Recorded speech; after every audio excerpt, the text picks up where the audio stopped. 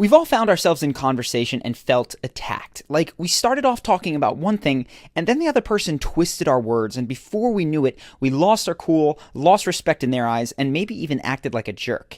Now, I don't normally do the same person twice in a row, but this interview between Cathy Newman and Jordan Peterson was just too interesting of an opportunity to discuss how you can handle someone who uses subtle conversational tricks to bully you into looking dumb. So in this video, you're going to see firsthand some of the most common tricks that people might be using on you, and you're also going to learn how to reverse those so that you can walk out of a kind of aggressive situation having earned more respect than you had going in. So first off, to stop a conversational bully, you have to realize what's going on before it's too late. Now, typically a person will reveal their aggressive attitude early on with their tone of voice and their word choice, kind of like this. But it's not, I wasn't specifically aiming this message at young men to begin with. It just kind of turned out that way. And it's mostly, you admit, it's mostly men listening. In this case, Cathy is indicating very clearly that she thinks Jordan has done something wrong. Otherwise, why would she use the word admit? She makes her stance clear a moment later when she implies that he should be bothered for being divisive. Just watch. Does it bother you that your audience is predominantly male? Isn't that a bit divisive? The point here is that even when they're being passive-aggressive, people will often indicate that they're about to attack you before they actually do. So if you hear someone say something like, well, what do you have to say for yourself? Be prepared. That person thinks that you've done something wrong and you need to be very careful what you say next. Not because you did do something wrong, but because a conversational bully may be trying to trap you into saying something that you disagree with so that they can attack that straw man. And the first way that this often happens is called the "so you're saying" trap. Here's what it looks like. So you're saying women have some sort of duty to sort of help fix the crisis of masculinity? Women want to dominate. Is that what you're saying? No, right, so you're saying that anyone who believes in equality, whether you call them feminists, call them whatever you want to call them, should basically give up because it ain't going to happen. Let me just get this straight. You're saying that we should organize our societies along the lines of the lobsters. The general pattern here is that someone says, so you're saying, and then proceeds to oversimplify or mischaracterize what you actually said. I won't spend too long here because it's very easy to spot and it's rather simple to avoid and get around by saying, well, actually what I was saying is, and then repeat yourself. Along the lines of the lobsters. I'm saying that it's inevitable that there will be continuity in the way that animals and human beings organize their structures. But there's a much sneakier way that people may mischaracterize your beliefs and then attack them. Basically, it's when someone's words imply that you believe something you don't, and they don't actually say it. So in business, they call this assuming the sale. Like when a car salesman says, so would you like that with the leather interior or with the fabric interior? Before you've even decided to buy the car. Now, with a several $1,000 purchase, you're likely to notice this and say, whoa, whoa, whoa, who said I was buying in the first place? But it's very likely that this is happening to you in conversation all the time and you don't even notice. Here's how it might look. Yeah, but those reasons, why should women put up with those reasons? Embedded in the question, why should women put up with it, are several important presuppositions, namely, one, that there is something to put up with, and two, that Jordan thinks women should put up with it. Now, the trap here for Jordan would be to answer Cathy's question directly, and many of us fall into it in similar situations. Then we start arguing for things that we don't even really believe, just out of habit. Instead, you need to identify that hidden presupposition and then call it out. So watch how carefully Jordan listens to Cathy's questions so that he can catch what she's not saying. Why should women be content I'm not not saying to that get they to the should top? put up with it. I'm saying that the claim... Here's another example of assuming the sale from later in that conversation. See if you can spot the hidden presupposition and ask yourself what you might say to respond to it. Which women do a lot of.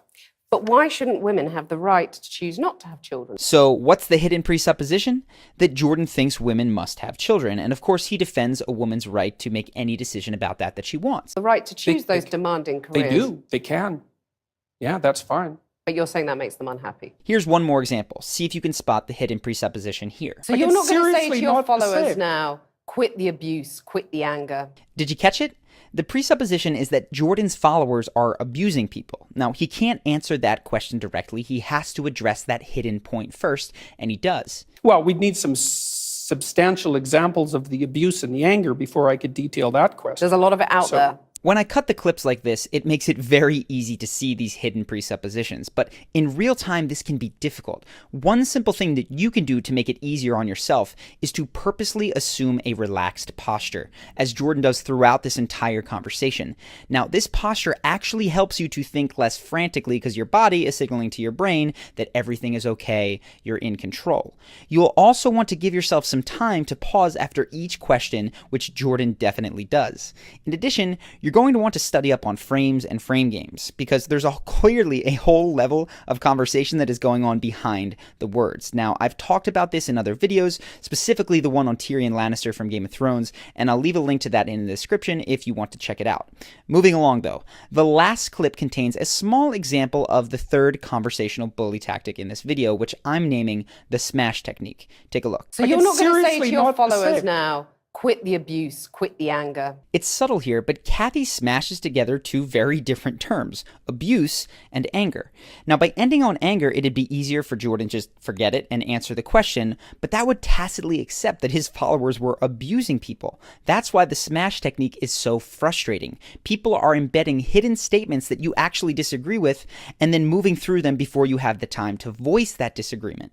You may also have seen people barrage you with questions just to overwhelm you into having to accept their points like this. Otherwise, Well, it why depends. would there only be 7 women running FTSE 100 companies in the UK? Why would there still be a pay gap, which we've Oh, well, discussed that's at easy. length? It's easy to Why are answer women that at the question. BBC saying that they're getting paid illegally less than men? It can be easy to get overwhelmed and to lose focus as you try to answer all of these questions, but with the smash technique in general, the best policy is to slow down the tempo of conversation and tackle one question or one point at a time. Do the same job. Well, let's- That's not fair, Well, is let's it? go to the first question. Those are complicated questions. So hopefully now you're more aware of the so you're saying trap when people assume the sale and of course the smash technique.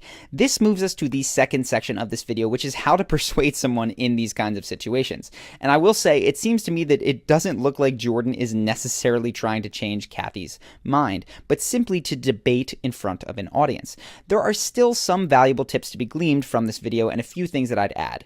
First, do not strawman the other person's ideas, even if they're doing it to you. And to be clear, I don't know if I mentioned this, strawmanning is when you create a caricature of their ideas and then attack those rather than what they truly believe. Instead, show the other person that you are truly engaging in their real points. Attempt to understand them. And sometimes this means that you have to ask them to repeat themselves so that you can. Seven women. Repeat that one. There's 7 only women running the top FTSE 100 companies in the UK. Okay. Well, the I mean, first that's not question fair. might be, After you've made an honest attempt to understand them, you need to make sure that they can understand you, which is necessary for persuasion. And to do that, you often have to use visual imagery. For instance, here's a very abstract point without any images that Jordan makes. that it's inevitable that there will be continuity in the way that animals and human beings organize their structures. It's absolutely inevitable. And there is 1/3 of a billion years of evolutionary history behind that. Now, maybe you can understand that, but it kind of lacks any emotional oomph. But notice how the addition of a concrete example makes that 1/3 of a billion years just feel different. Right? That's so long that 1/3 of a billion years ago, there weren't even trees. It's a long time. So adding concrete examples, especially ones that people can easily imagine, is a smart, persuasive move. And lastly, when you're arguing, oftentimes the best way to get someone to change their position is not by changing their mind, but by gently showing them that they're already agreeing with you. I talk about this in the frame video, but here's an example from this interview. Why should your right to freedom of speech trump a trans person's right not to be offended? Because in order to be able to think, you have to risk being offensive. I mean, look at the conversation we're having right now. You know, like you're certainly willing to risk offending me in the pursuit of truth.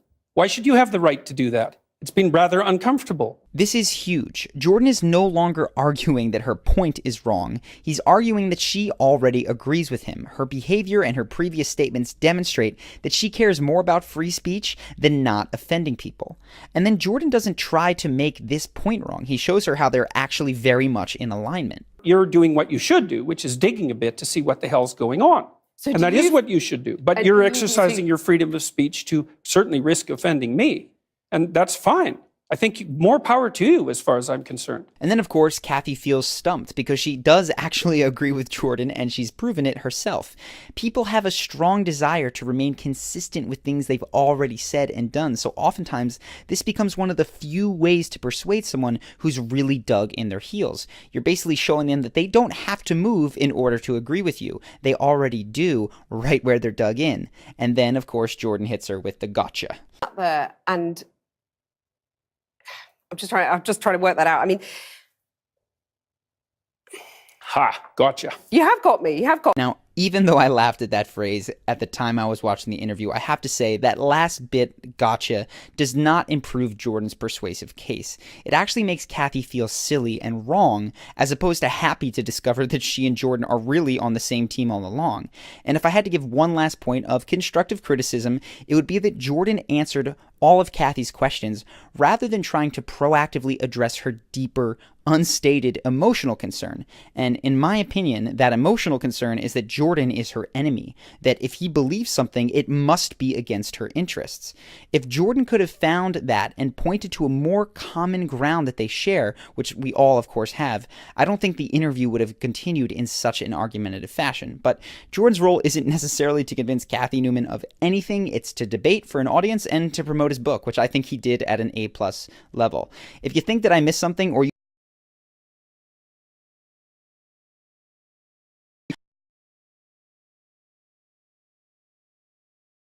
2 p.m. Eastern on Monday.